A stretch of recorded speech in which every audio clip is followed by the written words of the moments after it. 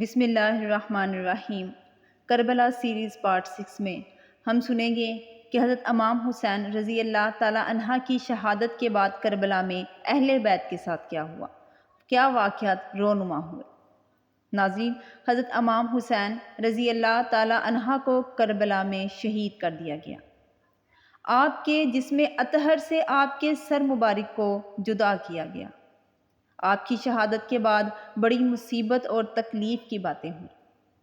ابن سعد شمر لائن نے فوجوں کو حکم دیا کہ حضرت امام علی مقام اور ان کے ساتھیوں کے جسم اطہر پر گھوڑے دوڑائے جائیں، اور سب ظالموں نے ایسا ہی کیا۔ استغفر اللہ۔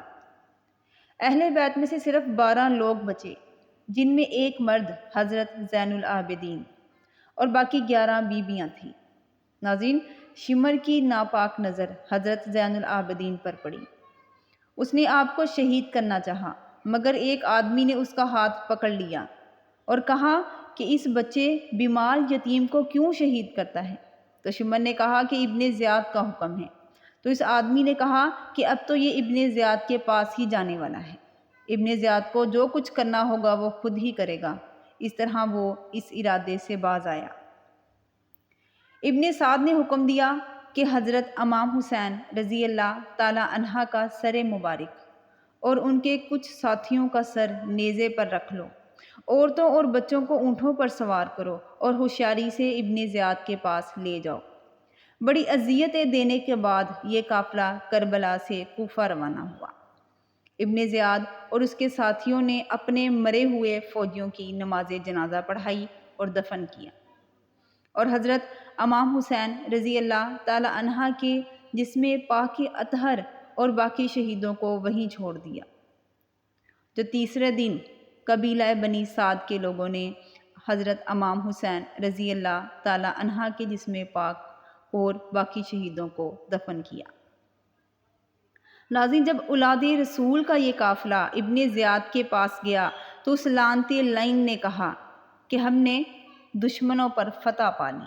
اس کی نظر حضرت زین العابدین پر پڑی۔ اس نے آپ کو شہید کرنا چاہا، مگر شہزادیوں نے کہا کہ ظالم، اگر شہید کرنا ہے تو ہم سب کو شہید کر، یہ بچہ ہمارا اکیلا سہارا ہے۔ ظالم، خدا کے قہر سے ڈر۔ تو ابن زیاد ڈر گیا۔ ابن زیاد نے جو 3 دن تک شہیدوں کے سر کوفہ کے دروازے پر لٹکائے اور فوج کو حکم دیا کہ اس قافلے کو دمشق میں یزید کے پاس پہنچا دیں۔ جب یہ قافلہ دمشق پہنچا اور یزید کی پلید کچہری میں آیا تو یزید نے اپنی بڑائی بیان کرتے ہوئے کہا کہ دیکھو، میں نے اپنے دشمن کو شہید کر ڈالا۔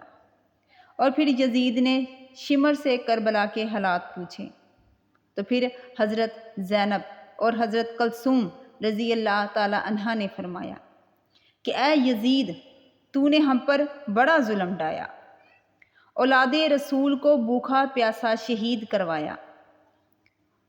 تو خدا کو کیا جواب دے گا؟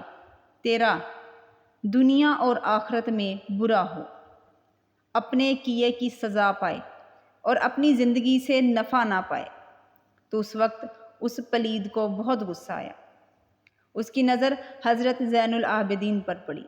اس نے حضرت زین العابدین کو شہید کرنا چاہا، مگر لوگوں کی سفارش سے اللہ تعالیٰ نے بچا لیا۔ پھر یزید نے حضرت زین العابدین سے کہا کہ اگر تمہارے والد ہماری بیعت کر لیتے تو تم لوگوں کو پانی کے لیے ترسنا نہ پڑتا اور تمہارے والد اور ساتھیوں کو شہید نہ کرتا۔